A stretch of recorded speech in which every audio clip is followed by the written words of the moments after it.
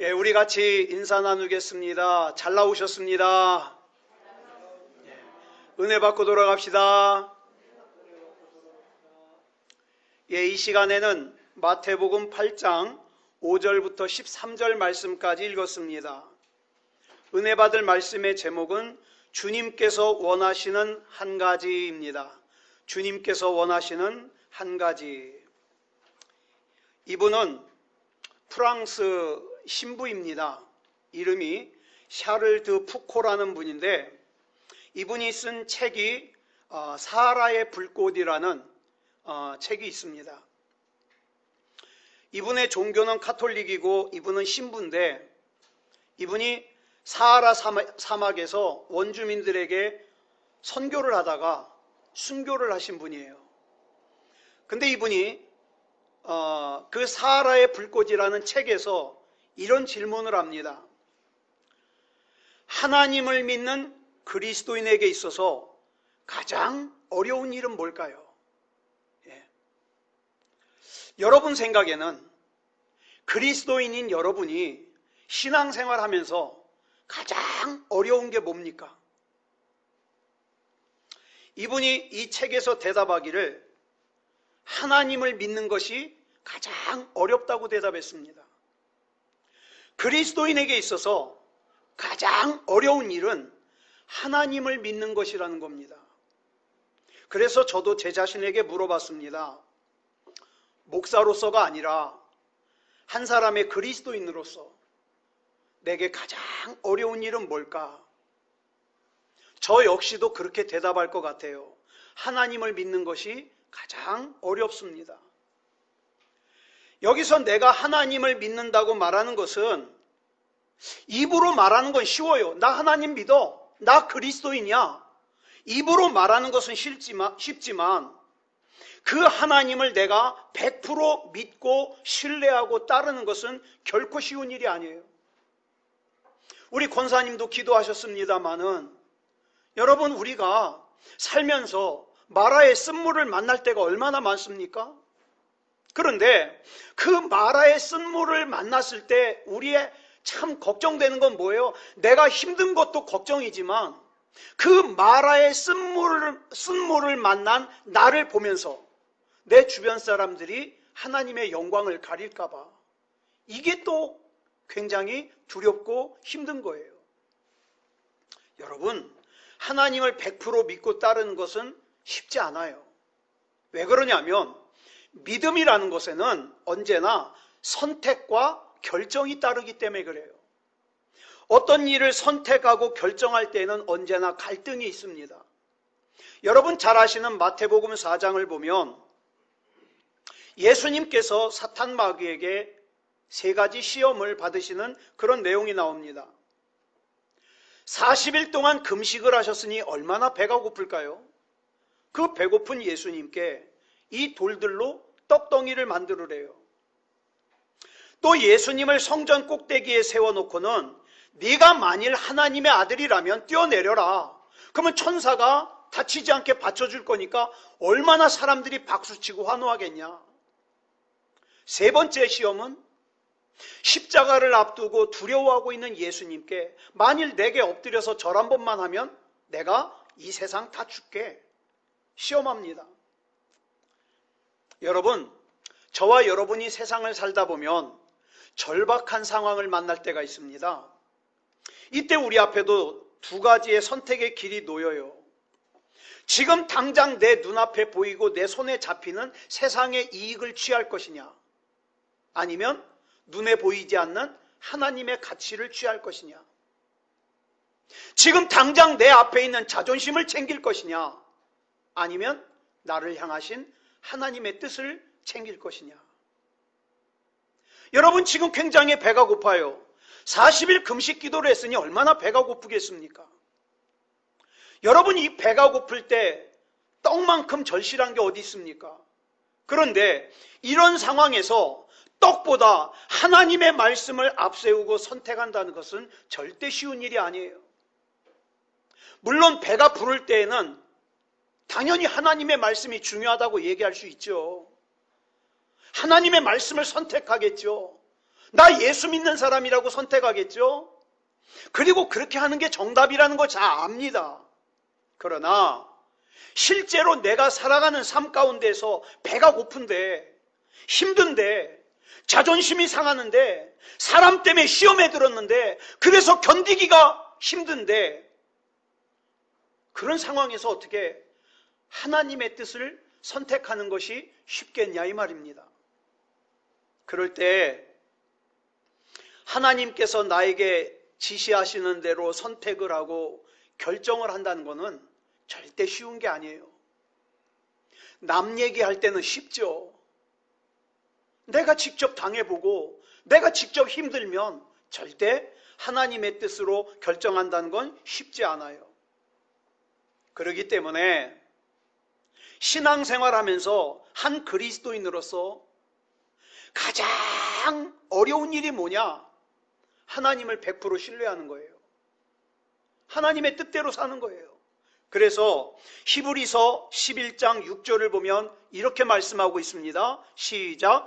믿음이 없이는 하나님을 기쁘시게 하지 못하나니 하나님께 나아가는 자는 반드시 그가 계신 것과 또한 그가 자기를 찾는 자들에게 상 주시는 이심을 믿어야 할지니라. 아멘. 여기 보면 믿음이 없이는 하나님을 기쁘시게 하지 못한다 그랬어요. 다시 돌려서 말하면 하나님을 기쁘시게 하려면 반드시 믿음이 있어야 된다는 뜻이에요. 사람들은 생각할 때에 하나님을 기쁘시게 하려면 이것저것 많이 필요한 줄 알아요. 내가 헌금도 많이 해야 하나님이 기뻐하시고, 내가 예배도 빼놓지 않고 참석해야 하나님이 기뻐하시고, 내가 또 사람들에게 인정도 받아야 하나님이 기뻐하시고, 교회도 크게 건축해야 하나님이 기뻐하실 거라고 생각해요. 그런데 여러분, 착각하면 안 돼요. 그렇지 않아요. 하나님을 기쁘시게 하려면 한 가지면 돼요. 하나님을 절대적으로 신뢰하는 믿음. 이거 한 가지면 됩니다. 그래서 요한일서 5장 4절을 보면 이렇게 말씀하고 있어요. 시작. 무릇 하나님께로부터 난 자마다 세상을 이기느니라. 세상을 이기는 승리는 이것이니 우리의 믿음이니라. 이 말씀을 보면 세상을 이길 수 있는 승리를 가져오는 것도 우리의 믿음이래요.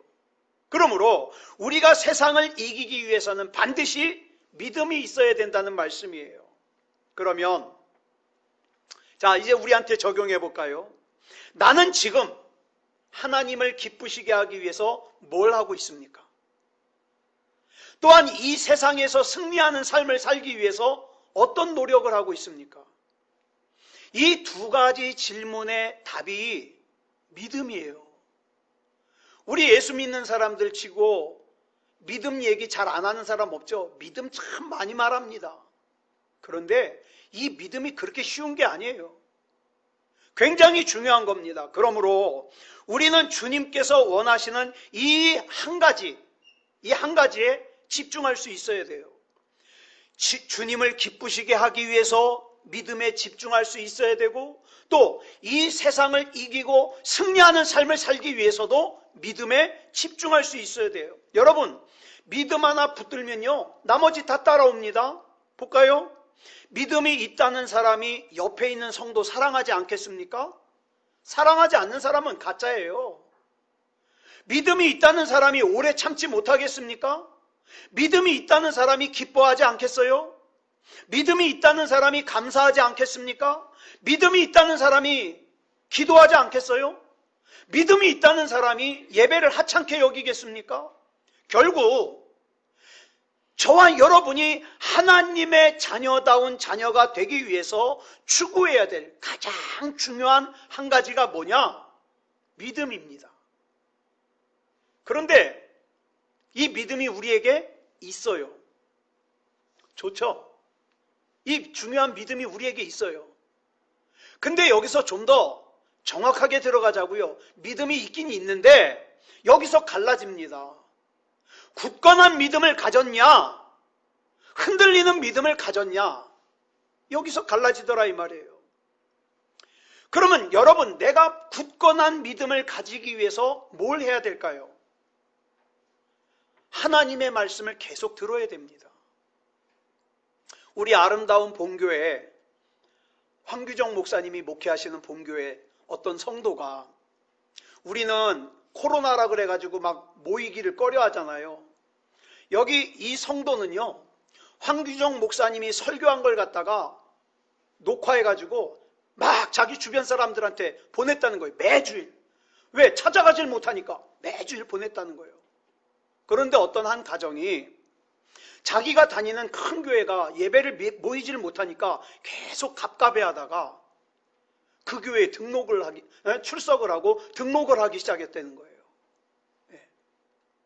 여러분 보세요. 하나님의 말씀은 계속 들어야 됩니다. 제가 여러분에게 보내드리는 말씀 한 번 듣고 들었으니까 끝이야, 그러지 마세요. 한 번 듣고 또 두 번째 들으면요, 첫 번째 안 들렸던 얘기가 들려요. 자꾸 듣고 기도하고 그러자고요. 그래야 믿음이 굳건해지는 거예요. 왜냐하면 로마서 10장 17절을 보니까 뭐라고 그랬습니까? 시작. 그러므로 믿음은 들음에서 나며 들음은 그리스도의 말씀으로 말미암았느니라. 이렇게 말씀했기 때문에 그래요. 믿음은 하나님의 말씀을 들을 때 생깁니다. 그런데 이 중요한 게, 이 믿음이 성장하려면 여러분, 우리가 믿음 좋은 사람들을 보고 배워야 돼요. 이게 중요해요. 성경에는 믿음이 좋은 사람들이 많이 나와요. 그런데 오늘은 그 중에서 특별히 오늘 본문에 나오는 백부장의 믿음을 좀 살펴보려고 그래요. 백부장의 믿음. 오늘 본문을 보니까 예수님께서, 성경에 보면 예수님이 놀라셨다는 내용이 잘 안 나와요. 그런데 그 놀라시지 않는 예수님이 백부장의 믿음을 보고 깜짝 놀라셨대요. 깜짝. 자, 본문 10절에서 깜짝 놀란 예수님이 이렇게 말씀하십니다. 줄친 것만 시작. 이스라엘 중 아무에게서도 이만한 믿음을 보지 못하였노라. 무슨 뜻이에요? 믿음이 크다는 뜻이에요. 그런데 여러분, 예수님께서 믿음이 크다는 말씀을 하시는 것 중에 마태복음 15장 28절을 보면 귀신 들린 딸을 둔 가나안 여자를, 그 가나안 여자의 믿음을 칭찬하시면서 예수님께서 이런 말씀을 하시거든요. 줄친 것만 시작. 여자여, 내 믿음이 크도다. 내 소원대로 되리라. 이렇게 말씀하셔요. 여러분, 여기서 크도다에 해당하는 헬라어가 뭐냐? 메가토스예요. 어서 많이 들어봤죠? 메가토스. 이 메가토스에서 나온 단어가 뭐냐? 메가톤이에요. 저는 아이스크림 메가톤바 좋아해요. 이 메가톤이라는 단어가 나왔어요.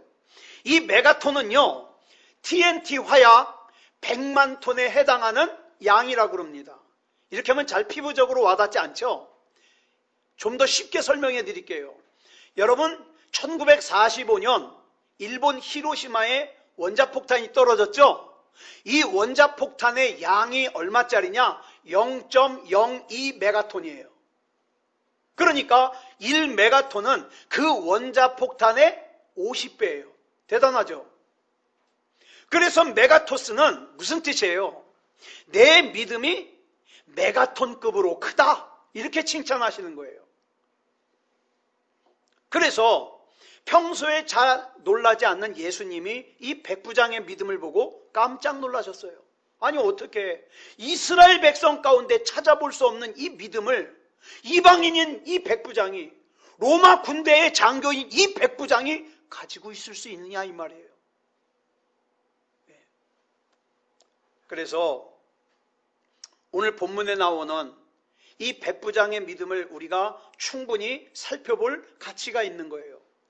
이 백부장의 믿음을 살펴보고 우리 삶에 적용한다면 우리 역시도 예수님을 깜짝 놀라시게 할 수 있는 메가톤급의 믿음을 소유할 수 있기 때문입니다.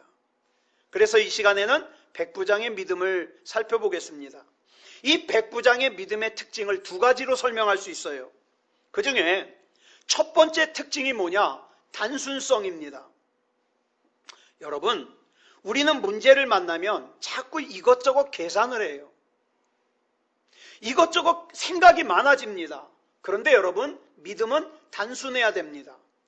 문제가 생기면 복잡하게 생각할 것이 아니라 그냥 하나님이 말씀하시는 대로 따라가면 돼요.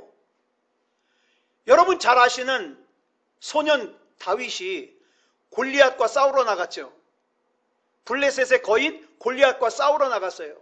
근데 만약에 다윗이 이 골리앗과 싸우러 나가면서 이것저것 계산했더라면 싸우러 나가지 않죠. 아무리 계산해도 자기 이길 가능성이 없는 걸 뭐.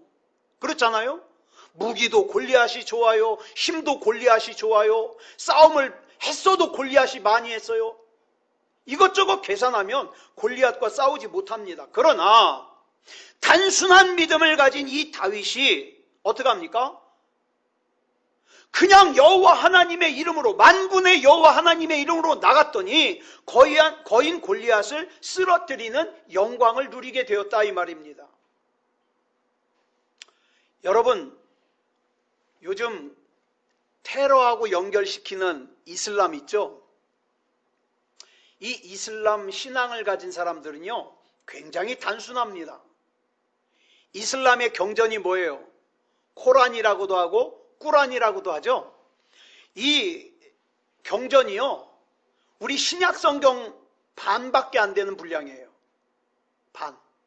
그런데 이슬람 사람들은 이걸 다 외워요. 예? 이걸 다 외워요. 그리고 어떻게 합니까? 외운 대로 살라 그래요.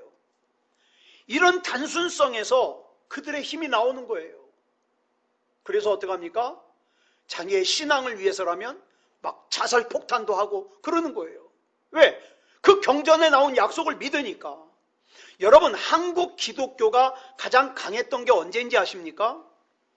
그냥 단순하게 성경 읽고 단순하게 성경 암송할 때가 가장 강했어요. 옛날에는요, 저 어렸을 때는요, 어른들 중에 성경 암송하는 사람이 참 많았어요. 지금으로부터 약 35년 전에 제가 신학교 다닐 때 이인수 장로님이라는 분이 학교에 간증 집회를 오셨어요. 지금은 소천하셨는데 이인수 장로님이 누구냐면 박정희 전 대통령이 5.16 쿠데타를 일으키잖아요. 자, 그런데 이 5.16 쿠데타를 일으키고 정권을 잡고 이 양반이 최고회의 의장이 돼요. 그랬는데 그 당시 비서실장이 이인수 장로님이에요. 그런데 이인수 장로님이 박정희 전 대통령의 최고의장에게 가가지고 이렇게 얘기합니다. 카카,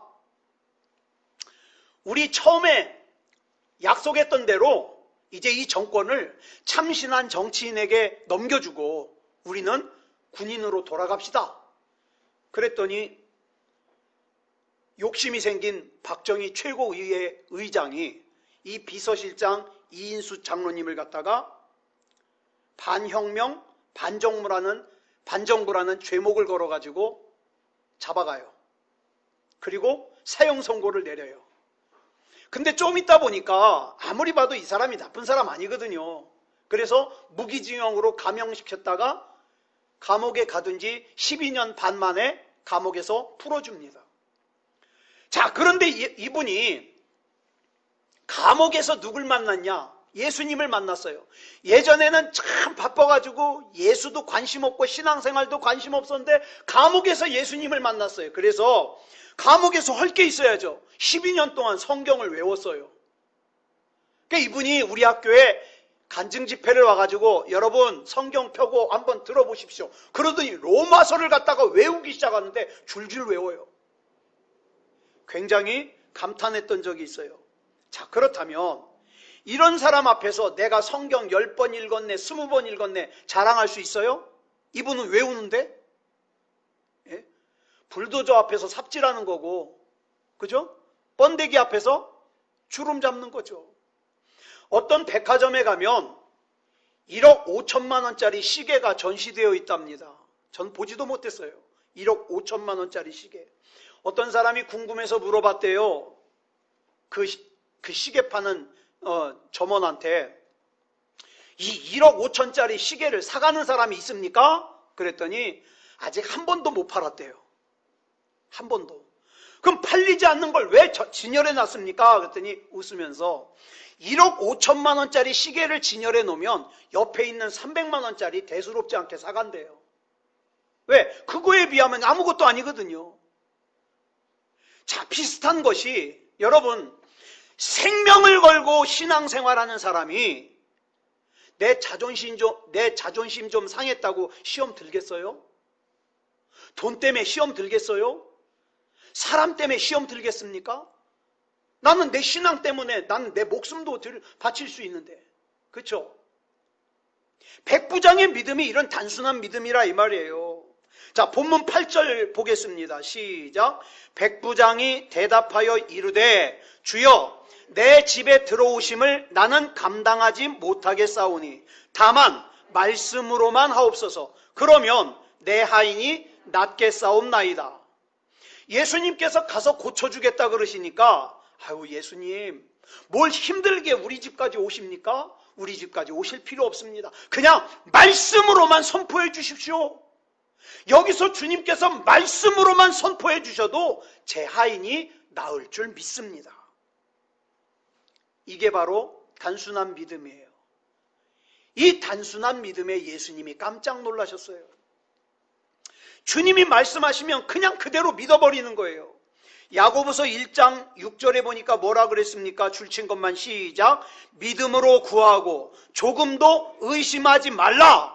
이렇게 말씀하셨으니까 조금도 의심하지 않고 그냥 믿음으로 구하는 거예요. 하나님, 내 상식으로는 이게 불가능하지만 그냥 믿음으로 구합니다. 주실 줄 믿습니다. 야고보서 5장 15절 보겠습니다. 시작. 믿음의 기도는 병든 자를 구원하리니 주께서 그를 일으키시리라. 혹시 죄를 범하였을지라도 사하심을 받으리라. 그랬으면 하나님의 말씀을 그대로 믿어 병든 자를 구해 주실 것을 믿는 거고요. 그 다음에 내가 어떤 죄를 범하였을지라도 용서해 주실 것을 믿고 구하는 거예요. 이게 단순한 믿음이에요. 우리는 이렇게 주님의 말씀을 무조건 믿고 신뢰하는 그런 단순한 믿음을 배워야 돼요. 가르시아 장군에게 보내는 메시지라는 책이 있습니다. 이 책은 아주 오래전에 쓰여진 책이에요. 1895년부터 1898년 사이에 있었던 쿠바 전쟁의 영웅 로안 중이라는 사람의 이야기입니다. 여러분, 이 쿠바 전쟁이요 1895년부터 1898년 동안 벌어졌던 전쟁인데 당시 쿠바가 스페인의 식민지였거든요. 그런데 이 쿠바가 스페인의 식민지로부터 벗어나려고 독립운동을 하는데 그 독립운동을 지원한 나라가 미국이에요. 그런데 어쩌다 보니까 이 미국은 쿠바의 독립을 지원한 건데 어쩌다 보니까 스페인하고 미국하고 싸우고 있어요.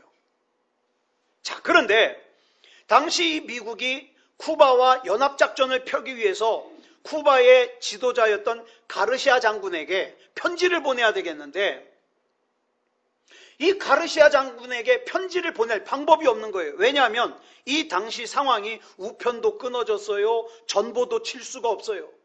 더 큰 문제는 가르시아 장군이 어디 숨어 있는지를 못 찾겠는 거예요. 단지 아는 거라고는 그냥 이 가르시아 장군이 쿠바의 정글 어디에 있는데 어디 있는지를 몰라요. 근데 이 쿠바라는 곳이요 우리 남한보다 더 커요. 섬이 얼마나 그러니까 넓어요.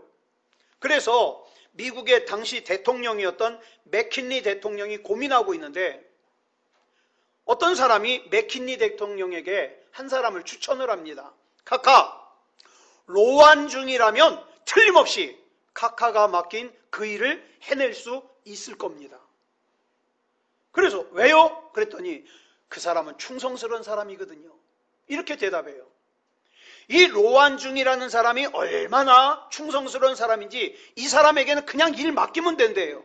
그래서 대통령이 이 로안 중이에게 편지를 맡겼습니다. 자, 그랬는데 우리 남한 땅보다 더 넓은 이 쿠바 섬에서 이 로안 중이가 그 편지 한 장 달랑 들고 갔는데 9일 만에 가르시아 장군을 만나서 이 편지를 전달했다는 거예요. 근데 그 9일 동안의 과정이 너무 감동스러워서 책으로 나왔다는 거예요. 그 책 제목이 가르시아 장군에게 보내는 메시지예요. 그런데 이 책이 발간된 게 1899년인데 1899년부터 1913년까지 15년 동안 무려 이 당시의 책이, 여러분 지금하고 비교하면 안 돼요. 이 당시에 이 책이 4천만 부 이상이 팔렸다는 거예요. 그 당시 미국하고 러시아가 얼마나 첨예합니까? 이 이데올로기로. 그런데 이 이데올로기를 무시하고 미국과 그 다음에 러시아, 소련에서 다 같이 이 책을 많이 봤다는 거예요. 그런데 이 맥킨리 대통령이 로안 중이에게 그 가르시아 장군에게 보낼 편지를 이렇게 맡기는데 로안 중이가요 한마디도 이렇게 질문하지 않았대요. 그 가르시아 장군이 어느 부분에 있습니까? 이런 거 안 물어봤대요. 네? 어떻게 가야 됩니까? 안 물어봤대요. 그냥 편지 들고 간 거예요. 여러분, 이 시대의 하나님의 탄식이 뭡니까? 로안 중이 같이 하나님께서 믿으시고 일을 맡길 만한 사람이 없다는 거예요. 저는 여기서 로안 중이를 추천하는 이 말이 참 감동적이에요. 각하, 로안 중이라면 틀림없이 이 일을 반드시 해낼 겁니다. 왜요? 그는 충성스러운 사람이기 때문입니다. 저도 그동안 목회를 하면서, 여러분 목회는 쉽지 않아요. 예? 목회가 쉬운 적이 있겠습니까? 그래도 그 다른 때보다 지금이 조금 비교적 더 힘들어요. 예. 비교적 더 힘들다고 느껴지는 요즘에 저는 이런 추천을 하나님께 받고 싶어요. 하나님, 이창원 목사라면 틀림없이 이 사명을 감당해낼 겁니다. 왜요? 그는 하나님을 절대적으로 신뢰하거든요. 여러분도 이런 추천을 받으시기 바랍니다. 이 로안 중이는 그런데 그 나중에 기록을 보면 이 편지를 전달한 것 때문에 유명해졌는데도 41살이 될 때까지 진급을 못했어요. 우리 같으면 그 중요한 명령을 잘 이행했으면 막 진급을 시킬 텐데 41살 때까지도 역시 중위였대요. 중위. 그런데 중요한 것은 충성스러운 마음이지 결코 계급이 아니라는 거예요. 사랑하는 여러분, 저와 여러분에게도 하나님께서 맡겨주신 편지가 있지 않습니까? 이 땅에 있는 수많은 가르시아들, 그죠? 어떤 사람에게는 그 가르시아가 자기 형제일 수 있어요. 어떤 사람에게는 이 가르시아가 자기 자녀일 수 있어요. 어떤 사람에게는 그 가르시아가 내 부모일 수 있어요. 어떤 사람에게는 이 가르시아가 내 친구일 수 있어요. 이 가르시아에게 이 복음의 편지를 전달해야 되는데 이 중요한 편지를 맡은 사람이 하나님, 지금은 제가 무지 바쁘거든요. 이 바쁜 일 좀 마무리되면 할게요. 라든가 하나님, 이 일을 어떻게 해요? 이건 말도 안 되는 불가능한 일이에요. 이렇게 말하든가 하나님, 지금은 내 믿음 하나 지키기도 힘들거든요. 그러니까 나한테 그런 어려운 거 힘든 것 좀 시키지 마세요. 라고 하든가 하나님, 지금은요 제가 자존심이 많이 상해서 하나님께서 맡겨주신 일 못하겠으니까 그런 것 좀 맡기지 마세요. 라고 하든가 그 이외에 수많은 이유들로 하나님께서 내게 맡겨주신 편지를 갖다가 구석에 처박아두고 외면하고 있지는 않습니까? 오늘 본문에 나오는 백부장을 보세요. 말씀만 하옵소서. 그러면 낫겠나이다. 이렇게 말해요. 주님께서 말씀하시기만 하면 나을 것을 내가 믿는다는 고백이에요. 이 단순한 믿음이 놀라운 치유의 역사를 일으켰다는 거예요. 하나님의 말씀은 우리가 쪼개고 연구하고 외우고 공부하고 그럴 대상이 아니에요. 하나님의 말씀은 그냥 내가 믿어야 될 대상이에요. 로안중이처럼 하나님의 말씀 앞에서 단순하게 믿고 단순하게 순종하는 그런 저와 여러분이 되시기 바랍니다. 그 다음에 백부장의 믿음의 두 번째 특징은 겸손입니다. 본문을 보면 이 백부장은 질문이 없어요. 가만히 보면 교만한 사람들이 질문을 많이 해요. 왜요? 그거 왜 내가 해야 돼요? 그거 어떻게 해야 돼요? 그거 뭐 때문에 해야 돼요? 질문이 많아요. 그래서 파스칼이라는 분이 이런 말을 했어요. 믿음이란 왜를 십자가에 못 박는 것이다. 예수님이 된다면 되는 거지 왜가 어딨냐는 거예요. 어떻게가 어딨냐는 거예요. 어떤 사람은 해보지도 않고 맨날 안 된대요. 예? 기도해보지도 않고 기도해봤자 소용이 없대요. 전도해보지도 않고 전도해봤자 소용이 없대요. 그러나 겸손한 사람은 순종합니다. 그래서 하나님은요 겸손한 사람을 사용하셔요. 백부장이 얼마나 겸손했는지 본문 8절 다시 보겠습니다. 시작. 백부장이 대답하여 이르되 주여 내 집에 들어오심을 나는 감당하지 못하겠사오니 다만 말씀으로만 하옵소서. 그러면 내 하인이 낫겠사옵나이다. 예수님이 자기 집까지 오시는 거 감당하지 못하겠다는 거예요. 이렇게 먼 곳까지 직접 오실 필요 없다는 거예요. 말씀만 하시라는 거예요. 얼마나 겸손합니까? 우리에게도 이런 낮아지는 모습이 있어야 돼요. 여러분, 겸손한 사람은 순종하는 게 쉬워요. 자기가 부족하다고 느끼는 사람은 순종이 쉬워요. 자기가 아무것도 아니라는 것을 아는 사람은 순종이 쉬워요. 그런데 교만한 사람은 순종이 어려워요. 자기가 대단하다고 생각하는 사람 순종이 어려워요. 내가 다른 사람보다 더 잘났다고 생각하는 사람은 순종이 어려워요. 여러분, 겸손을 영어로 뭐라 그러냐? 휴밀러티라고 불러요. 그런데 여러분, 이 단어가 어디서 왔느냐? 라틴어 후무스에서 왔어요. 후무스라는 단어의 뜻이 뭐냐? 썩어서 비옥하게 하다라는 뜻이에요.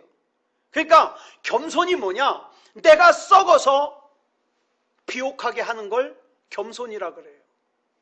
내가 썩어서. 내가 썩는 거예요. 나는 아무것도 아닙니다.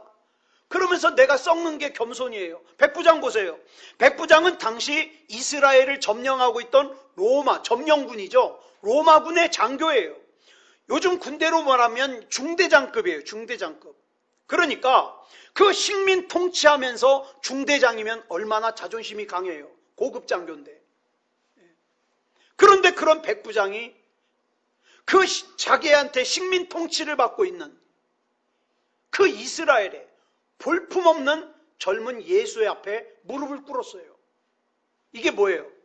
자기가 썩는 행동이에요. 이렇게 자기가 썩어서 비옥하게 만들어서 결과적으로 자기도 살고 자기 하인도 살고 다 살게 되었다는 거예요. 이게 겸손입니다. 겸손은 자기가 썩어서 거름이 되는 거예요. 근데 겸손하지 못하니까 어떡합니까? 하나님 앞에 고개 숙이지도 못하고 뻣뻣하고 하나님 앞에 믿음도 고백하지 못하고 뻣뻣한 거예요. 왜? 겸손하지 못하니까. 내가 예수님보다 못한 게 뭔데?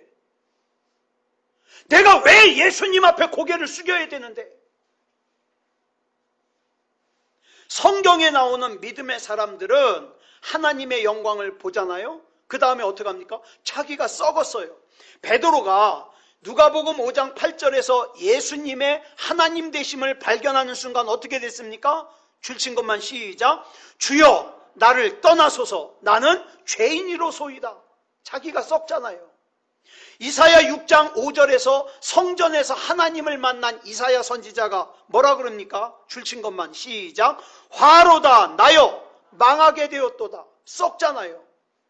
누가 믿음이 좋은 사람입니까? 철저하게 자신이 썩는 사람이 믿음이 좋은 사람이에요. 이렇게 자기가 썩는 사람이 좁은 문으로 들어갈 수 있어요. 좁은 길로 들어갈 수 있어요. 아무리 입으로 믿음을 얘기해도 자기가 썩지 않는 사람, 하나님 앞에서 겸손하지 않는 사람은 절대 좁은 문 못 들어가요. 좁은 길 못 가요. 그래서 어떡합니까? 내 생각하고 조금만 다르면 걸려버리는 걸? 내 자존심이 조금만 상하면 걸려버리는 걸? 내가 썩지 못하니까. 오늘 이 본문에 나오는 백부장의 믿음 두 가지 특징 우리가 기억하자고요. 단순한 믿음입니다. 겸손한 믿음입니다. 그럼 한번 나 자신에게 한번 물어보세요. 나는 지금 하나님 앞에서 단순한 믿음을 가졌는가? 나는 지금 하나님 앞에서 겸손한 믿음을 가지고 있는가? 이 단순한 믿음, 겸손한 믿음을 가진 믿음이 있어야 예수님을 감동시킬 수 있고, 더 나아가서 나도 살고 내 가족도 살고 우리 교우들도 살 수 있다, 이 말입니다. 예. 아무쪼록 이 단순한 믿음, 이 겸손한 믿음을 가지는 저와 여러분이 되기를 그리스도 예수님의 이름으로 축복합니다. 기도하겠습니다. 사랑의 아버지 하나님, 감사합니다. 오늘 마태복음 8장에 나오는 백부장을 통해서 우리의 믿음을 점검합니다. 나는 하나님 앞에서 단순한 믿음을 가졌는가? 나는 하나님 앞에서 겸손한 믿음을 가졌는가? 나는 입으로 믿음을 말하면서, 나는 하나님을 믿는다고 말하면서 정작 내 주장이 너무 강해서 내 생각과 다르면 부딪히고 내 자존심이 상하면 부딪히는 그런 신앙 가운데 있지 않은가? 한번 돌아보게 해 주시옵소서. 사랑의 아버지 하나님, 지금 우리 자신의 삶 가운데 다시 살려내야 될 부분들이 많습니다. 우리 주변에서도 살려내야 될 부분들이 많습니다. 그러기 위해서 나에게 지금 절실하게 필요한 것이 단순한 믿음이고 겸손한 믿음입니다. 하나님, 붙잡아 주시옵소서. 그저 머리로만 알고 있는 믿음에 그치지 말게 하시고, 하나님 앞에서 내가 단순한 믿음, 하나님의 말씀이 말씀하시면 그저 100% 신뢰하고 믿어버리는 단순한 믿음이게 하시고, 그 하나님의 말씀 앞에서 내가 썩어져 버리는 겸손한 믿음이 되게 하여 주시옵소서. 그래서 하나님의 말씀 앞에서 나도 살고 내 가족도 살고 우리 교우들도 살 수 있는 그런 믿음이게 하여 주시옵소서. 우리 주님께서 붙잡아 주실 줄 믿사오며 그리스도 예수님의 이름으로 감사하며 기도드려 싸움나이다. 아멘.